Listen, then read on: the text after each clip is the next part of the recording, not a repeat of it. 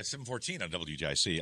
Well, Alden Davis is here, and of course we have our donuts provided by Luke's Donuts, and it's the official donut show, the official donut shop of the, and of course our official convenience store is next door at the Avon convenience store, which I imagine he'll be swamped today too. Great folks, yeah. So good bunch of so go grab some donuts, get those in because we don't know when we'll ever have donuts again. Hunker down. Just hunker down, get some milk and bread over at the convenience store. You'll be fine. Okay, so we're going to try and get this in. As I say, time's an issue here, but Alden, what are we working on? Well, today it's about hope. That's a good idea. Hope is a wonderful attribute. Hope is a necessary ingredient to thrive in uncertain times. Research and stories will emphasize why hope is worth our attention. You can prepare for our coaching session by going to myvaluetree.com and watching today's video on Oscar Pistorius and get the handout of our star model. I'll see you right after all the weather and all the sports. And all the weather and all the weather and all the weather. It's 7:15. Well, Alden Davis is here. Alden, as you know, is a you were with UTC, Pratt & Whitney for about 150 years, and you're an engineer by training, but you take those principles of engineering and apply them to life. There you are. Exactly. So where do we go today? Well, do you bring hope? Can you encourage others through your hope, optimism, and resiliency? Today's coaching session focuses on staying in a place of hopefulness. Each Saturday, we talk about your star power, 5 areas to focus on and get you into action and stay hopeful about your future. It begins with your aspirations and attitude.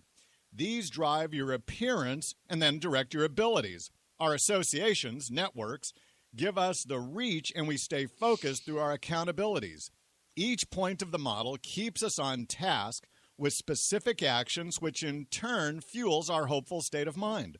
So what is hope? Simply put, it is a belief that something is obtainable. I can trust that it is within the realm of possibility. It differs from wishful thinking because my sincerity of belief causes action. In the Journal of Management, 2009, there's a study of 115 CEOs looking at the relationship between the CEO's display of hope, optimism, and resiliency, and people perceiving them as transformational leaders. Well, when hope is high, people see the CEO as a leader that can deliver. In another study published in 2010 in the Journal of Research and Personality, 129 students were studied on hope, and they found that hope was a better predictor of academic achievement than intelligence, personality, and previous academic achievement. Hope is important to our success, and our hope helps others. Do you bring hope? Well, every so often, Gary Craig over at Sister Station 96.5 TIC brings on Suzanne Northrup, a medium of 30 years. She will bring messages to people from loved ones who have passed. It's a captivating process to hear what transpires. Now, without passing judgment on the experience, I am always amazed how many times a message of hope is conveyed. Honey, it's okay. Or you're doing a great job with the kids. Or you will be just fine. People close the conversation in tears. Here's what I've concluded. Regardless of who brings the message, people are desperately longing to hear a good word of validation or an affirmation that they are on the right track. Coach says we don't have to wait for a spiritual intervention. We can carry a word of hope to another person. People need a good word, and we can deliver it. Look at someone and tell them they're doing a good job. Say thank you.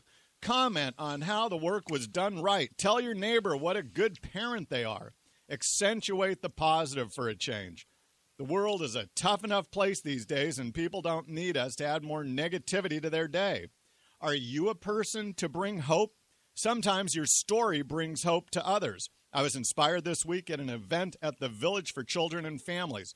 Right here in Hartford, we have the country's oldest orphanage, 202 years old. Yep. The room was full of people who want to help and do the right thing. Gallo Rodriguez, the president, he's a great person of vision, and his team is full of heart. We were introduced to Patricia Dalecki.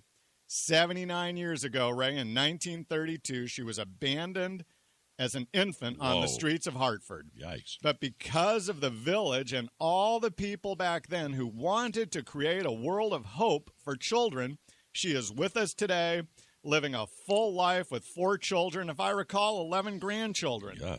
And she was there to give back and pass along the hope she had been given as a child. Giving hope to another person is an incredible gift that can go down through the ages. What about the story of Oscar Pistorius? If you feel down, make sure to watch today's video highlighted at myvaluetree.com. Okay. Here's a person who lost both legs below his knees when he was just 11 months old. He is a 25-year-old South African sprint runner known as Blade Runner, or the fastest man on no legs. His whole life has been built on hope. Nike did a great ad on him as he explains how he was told he could not compete with other kids in sports, and then they show all of his medals. But he could not compete in motocross. You see him racing bikes. He could not play rugby, shown playing rugby. And he could not compete in the Olympics. You see him at the time trials. Wow. Oscar is all about hope. He has a strong belief of what is obtainable, and then he sets out to do it. As we prepare for the snow today, be a person of hope and encouragement to those around you. Give people a much-needed good word. Be in a hopeful state of mind, engaging your star power, and share your story because it gives others the confidence that they, too, can make it. These are our days. I'm Coach Davis. All right, 728. And that's an appropriate message for today. So, I mean, seriously, when you think about 6 to 12 inches of snow,